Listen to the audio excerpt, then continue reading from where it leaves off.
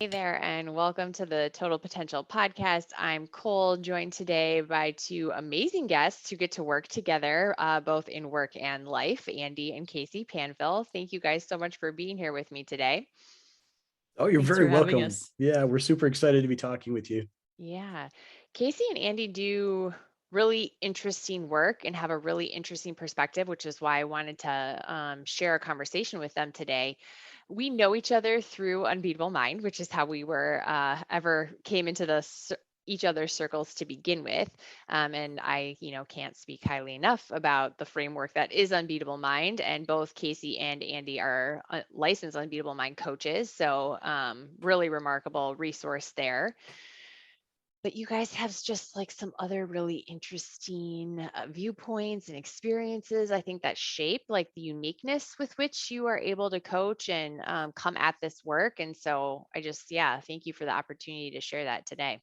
Oh, you're very welcome. So Absolutely. before we get too far into this, right? I always feel like there's such a deep like underlying impetus for doing this type of work or even ever like tiptoeing into this field. So I'd like to know just a little bit more about like your background and how did you guys ever like what was the path that led you to this type of work to begin with? And Kacy, maybe I'll ask you to start if that's okay. Oh, absolutely. Um, I have to give Andy a lot of credit. um, while I did have a lot of interest in practices like meditation, yoga, I was never at a point where I could actually practice them Mm, in a way that I felt was beneficial. My mind was way too busy. I couldn't calm down enough, basically. I always said I never had the focus to do stuff like that. mm, But it was something that always intrigued me and something I always wanted to do. And at some point, while we were both at corporate jobs or retail jobs, Andy was traveling a lot. And he brought to me this idea of a book he found called The Unbeatable Mind. And we started listening to it, some of our camping trips, the audiobook, and we were both like, wow, this is just amazing, just mind-blowing stuff. And then we started doing like box breathing practices. And I think it basically just changed every concept or mm, preconceived notion I had mm. about what breath work was and what it meant to kind of calm your mind. And Yeah. just that first feeling of that, the first time I was able to kind of worm or switch my mindset from a negative to a positive was so powerful. I was sucked in Yeah. right So then. many like fascinating things that you just said that I just want to highlight for the audience listening because there's a couple of things. Number one is that it's really a powerful and empowering moment to recognize like, oh, I'm in charge of this, right? Like we Yeah. up until you have that moment, it doesn't feel like you are in charge of it. It feels like the thoughts, the emotions, whatever it is, are just like coming to you or you are them or whatever. And like that separation that, whoa, I have a choice here. Oh, like that is a life changing. So, like, thank you so much for highlighting that as part of your experience. Absolutely. And then the other thing about just starting the box breathing, right? I always say the practice is the teacher. Like it is so easy to read 1,000, self-help books or learn all these different things. But the second you start practicing it, like it only takes one or two practices before you're like, oh my gosh, my whole life is changing right before me. Um, I just love that you Yeah. shared that, Kacy. Thank you so much. Thank you. Andy, what does that look like from your perspective? Like, how did your journey kind of lead you to this place? Yeah. So I think, I just, in a nutshell, I think I just got tired of showing up poorly in life and was Mm, looking for something different. To your point is, what we get to choose our mindset. We get to wake up in the morning and choose to be happy and not let whatever's happening in our lives dictate our emotions and our feelings and our behaviors. That was intriguing to me. And, when I came to the Unbeatable Mind book, I'm like, wow, this is the practice that I've been looking for years. I just wasn't able to articulate it. And Yeah. I think over the years, I've been able to work it in one of the mountains or two of the mountains at a time pretty well. But I was never, and we talk about mountains, we're talking about different domains of development. So maybe work out the training, the physical mountain, and the mental mountain, maybe going to school, going to college, getting a degree in something. I was able to put those two together fairly well, but the other mountains, the emotional, the intuitional, um, it just never came together for me. I didn't understand the concepts behind that. And when I discovered the Unbeatable Mind, it was a cohesive, comprehensive system that helped me train all these areas at the same time in accelerated fashion.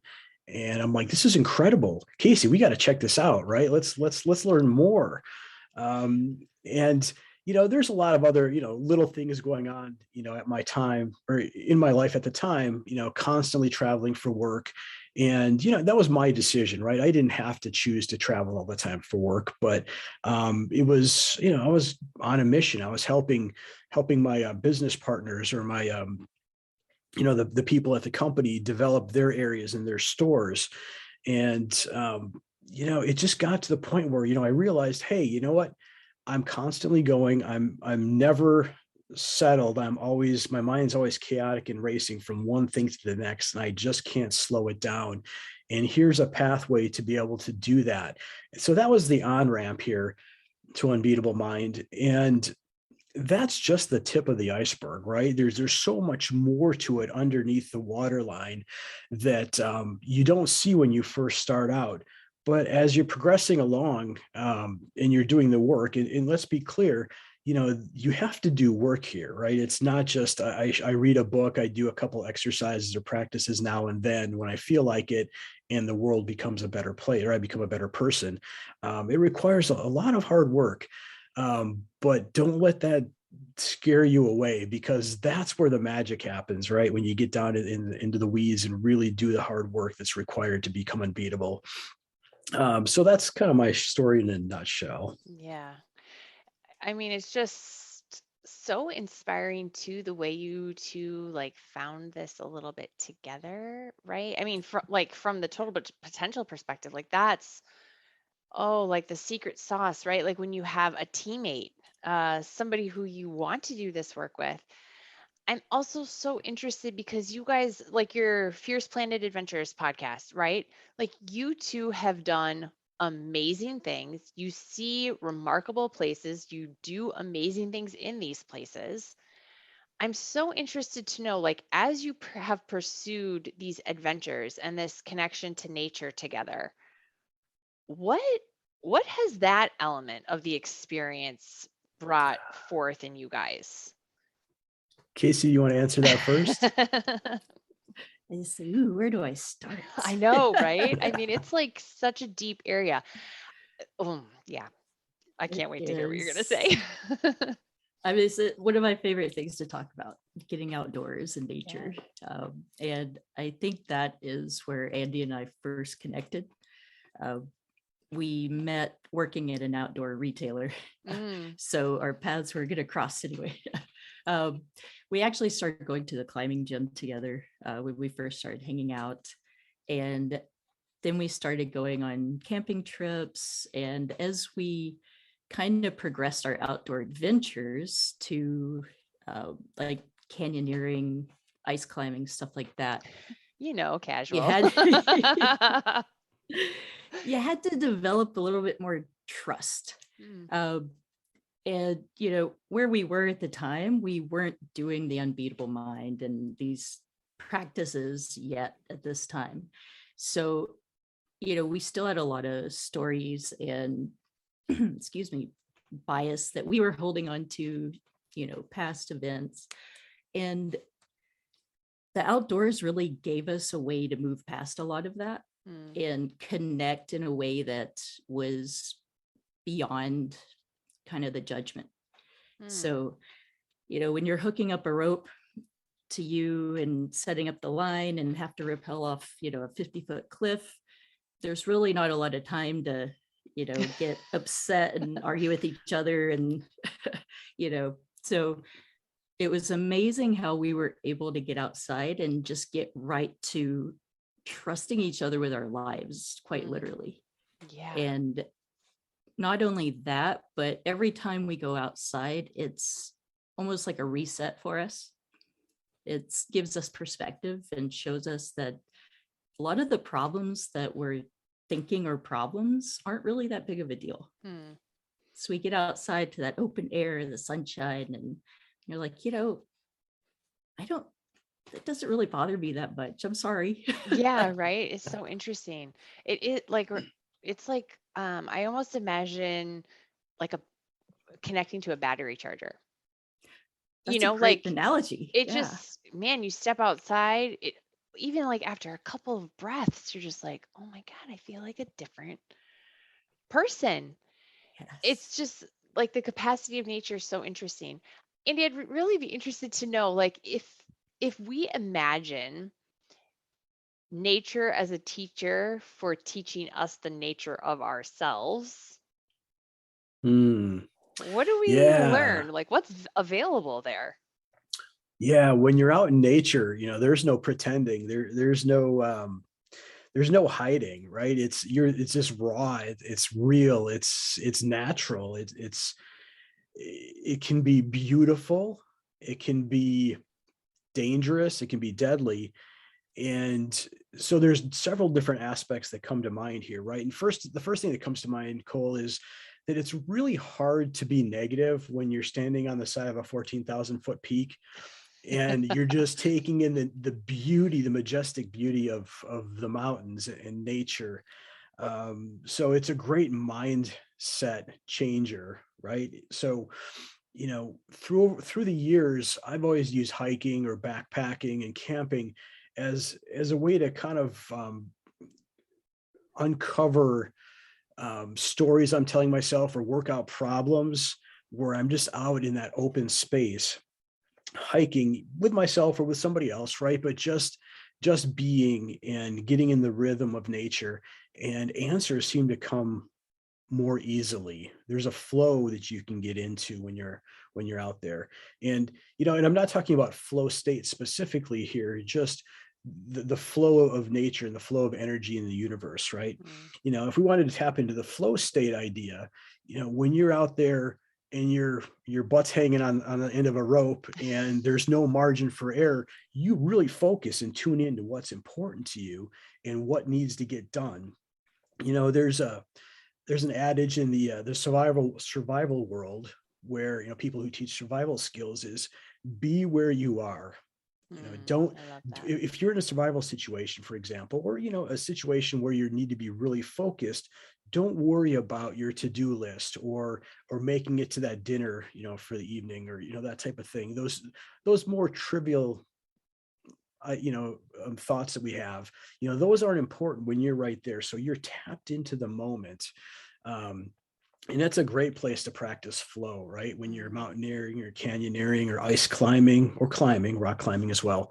But yeah, there's just you can't hide from yourself out there, right? It's just you and nature. And nature doesn't lie, right? So if you're not paying attention, if you're not focused on what's going on, it could have dire consequences. Yeah.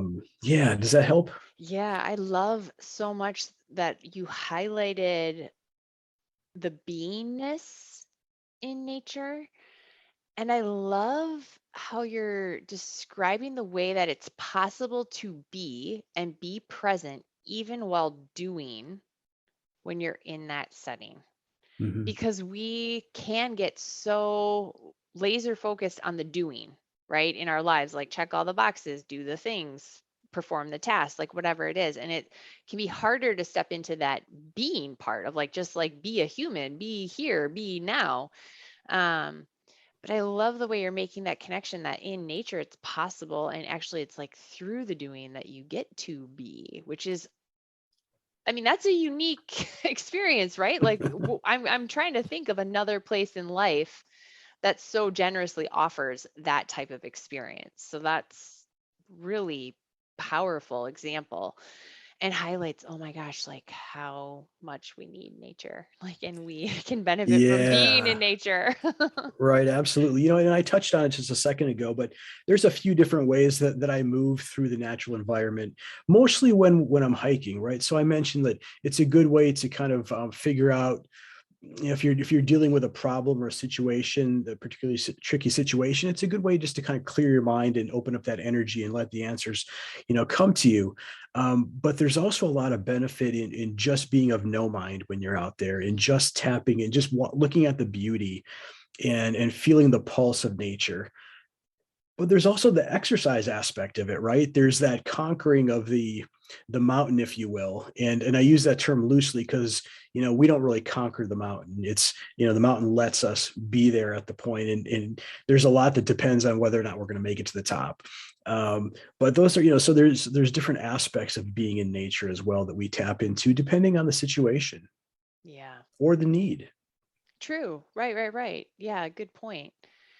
So Andy mentioned like conquering that sort of physical and mental space and kind of being familiar in your own life with that. Kacy, were there a couple of those? So in Unbeatable Mind, we talk about the five mountains, right? We talk about the physical, mental, emotional, intuitive, and kokoro or spirit, like whatever works for you there. Um, were there a couple of mountains that you felt like you were most hanging out in before, really diving all the way into this integrative process? Yes. Oh, that's a great question. Um, Absolutely. I have always been more of a mental, Mm, emotional type person. So I feel like I kind of gravitated towards those, even when we started the practices, as kind of a comfortable area. It's like I kind of know what that is. yeah. Um, I spend a lot of time in my head, I Hmm. guess is a good way to put that. Um, I have struggled a lot through my earlier life with weight. So the physical was a mountain I always didn't feel exactly comfortable with. Hmm. So being able to explore that and kind of break down some of the stories I told myself about myself physically just opened up a whole new possibility of Yeah. how I could perform. Yeah. And just giving myself permission to try different things and not see myself a certain way, and Yeah. just being open to what can I really do and not limiting myself with the thoughts and the fears. Yeah. I think that will resonate with a lot of people, right? Like that we Mm. have these Yeah. beliefs about what our bodies are capable of and what they can do and should do or can't do and won't do. Um, yeah, I really appreciate you sharing that. I'm excited that this podcast is brought to you by mkforhealth.com. Have you been looking for a powerful antioxidant to help support your immune health? Hello, of course we have. Look no further. mkforhealth.com offers an amazing product called Nutrimetrics Opc3. This product is an isotonic capable food supplement chock full of powerhouse antioxidants. Ingredients like citrus extract bioflavonoids, bilberry, grapeseed, red wine, and pine bark extracts, all incredible antioxidants. Then you have the OPCs. The oligomeric proanthocyanidins are bioflavonoids found in fruits, vegetables, and certain tree barks that have exceptional benefit to the human body. Studies have shown that these OPCs are up to 20 times more powerful than vitamin C and 50 times more powerful than vitamin E in neutralizing free radicals. Hello, sign me up for that. Nutrimetrics OPC3 also contains the only isotonic form of pygaginol in the world.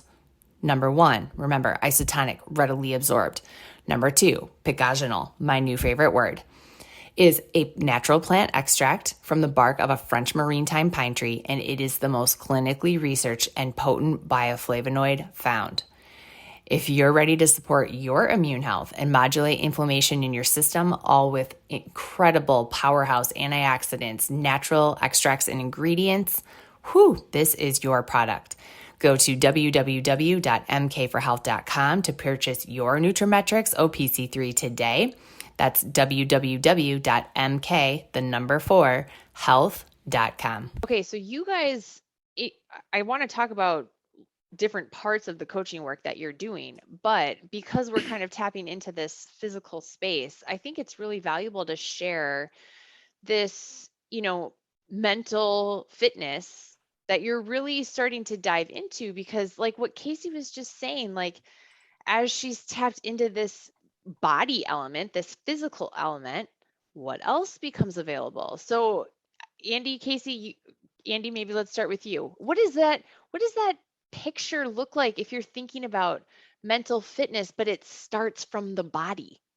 Yeah, good question. So body first approach to mental fitness.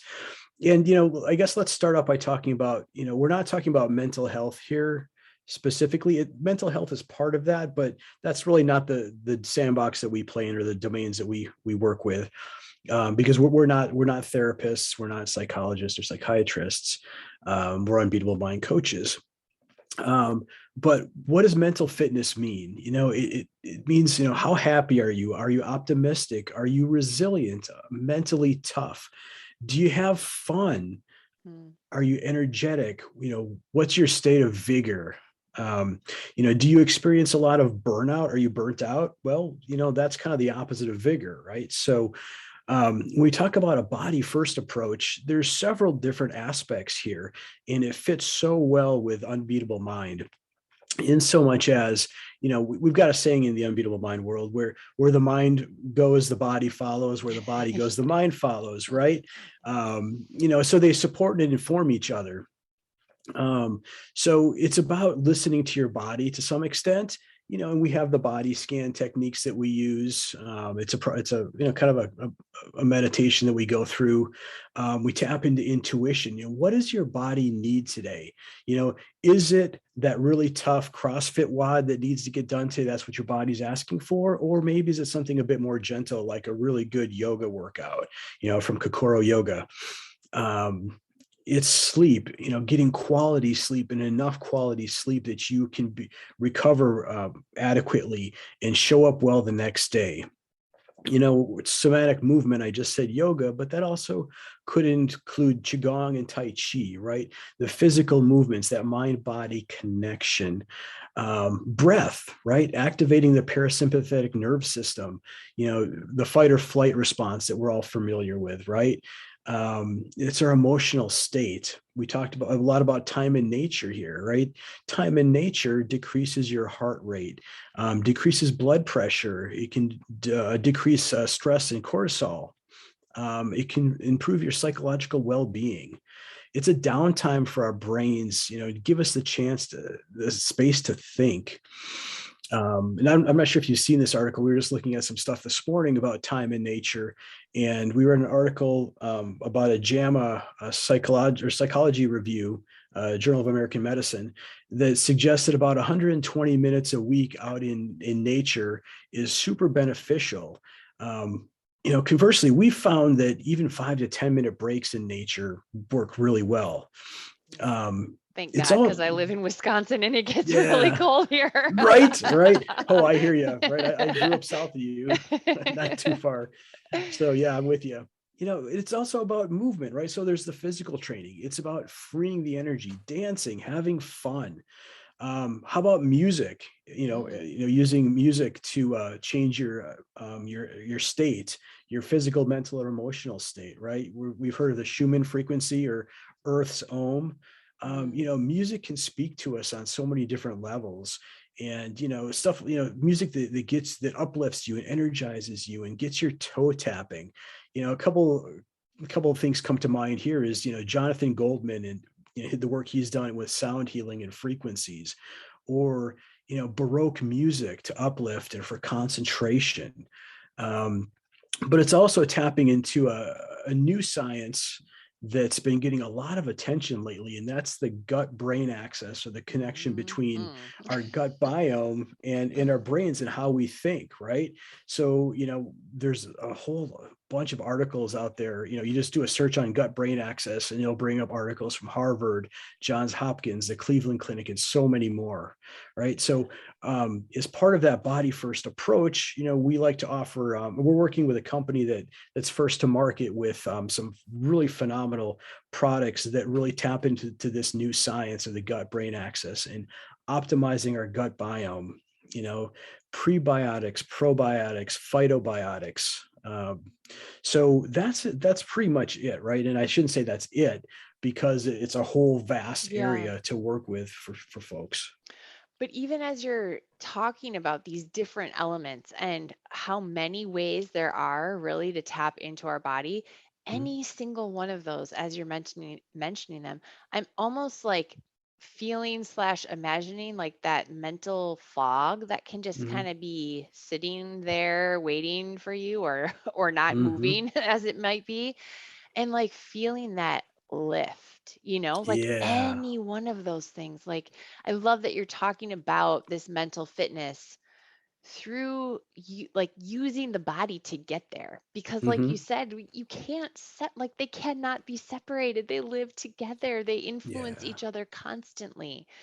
Yeah, I love that.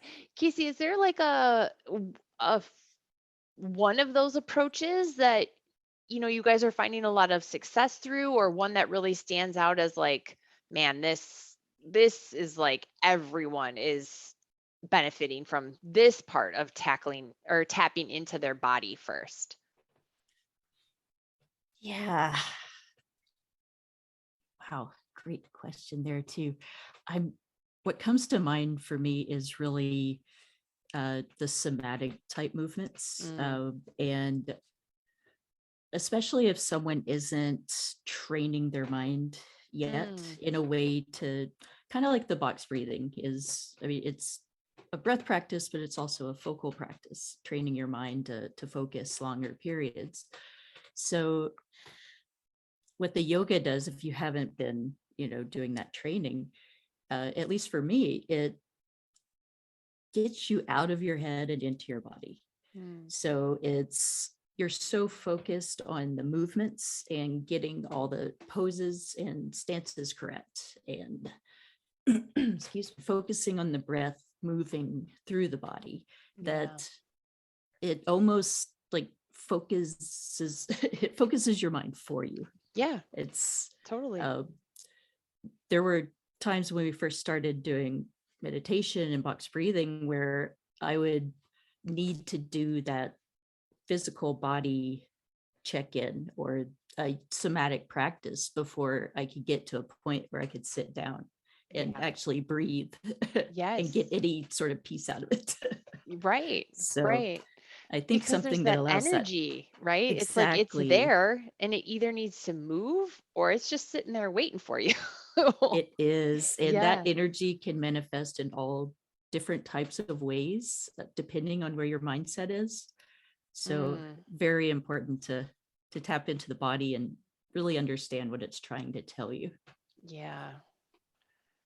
Yeah. There's like so much coming to mind. I just appreciate that example so much. I think unfortunately in so much of the West, like yoga and somatic practices have been conflated to like what they can provide for fitness, Mhm. which they're amazing practices for fitness. Like you can get really fit doing yoga for sure. Mhm. But I think where the West has sort of fallen short around those somatic practices is just like sort of bypassing all of the other things that they can provide. And I would argue that if you even approached a CrossFit WOD with the same energy or intent that you might use a somatic movement for, the same is going to be available there depending on your demeanor, right? Like if what's really hard for you is being soft and quiet, like visit yoga because there's Mhm. going to be a lot for you to learn. But if what's really hard for you is to get after it and grind, then go do the CrossFit WOD because there's going to be so much there for you to learn and become and understand. Andy, I'm so interested to know what's coming up for you in the context of this conversation, though. Yeah. Well, what came up immediately was, you can take yoga and look at it as a moving meditation practice. Kacy touched on a few points there, but Cole, to your point is you can take that same mindset or that same intention and bring it into your CrossFit WOD as a moving meditation. Mark Divine, by the way, talks about when he was doing his burpee challenge a few years ago, when he was doing X number of burpees every day, it became a 300. moving, yeah, right. 300 burpees. Like, wow. It became a moving meditation practice for him, right? You just kind of tap into that flow of it in the rhythm. And, it can be so much more than just grunting it out and throwing some weights around or lifting some weights. Right. Mhm. Yeah. So that's what came up for me. Yeah, I love that. When you guys think about sort of like what your why is behind doing this work. I mean, I know you guys have a big mission. I mean, you guys are out to influence and inspire a million people to live lives that are purpose driven and meaningful and connected to their passions. Like that's a that's a big mission. Tell me a little Mhm. bit about the why behind that. And I'm guessing maybe there's some nuances like that Andy's is maybe a touch different than Casey's, but it lands on this same place. So Sure. yeah, Sure. what's the why? Yeah. Well, you know, I was the guy before the practice, right? Before finding UM. I didn't have a clear mission in life. I had no idea what my purpose was. What I was passionate about, was more irrelevant than, it was just things, right? Mm, Things that we don't need in our lives. Um, and so I was pretty directionless. I didn't have a clear sense of who I was. Where I was or who I thought I was just a bunch of stories that I've accumulated over the years that, some were true and some weren't even close to the mark, but they were just stories that I clung to. So when I was able to clearly define a mission in life, a purpose for being, and really find out where my passions lie and how I'm able to intertwine those passions with the work that I'm doing, it became this thing where, wow, I see so many people in life that are just kind of wandering, and there's so much potential there that they can tap into, that I want to help them find this excitement and this energy and this passion and purpose that I've discovered. I think over the years too, there was a time when you talked about brain fog a little while ago. I had Lyme disease for a number of years that was mm, undiagnosed. And when I finally found the right doctor with the right treatments, everything cleared up and the fog lifted, right? And that's when I started realizing, wow, there's more to life. And I just was given a gift here mm. that, you know, this energy that's opened up, and this clarity, and now I can bring this to other people.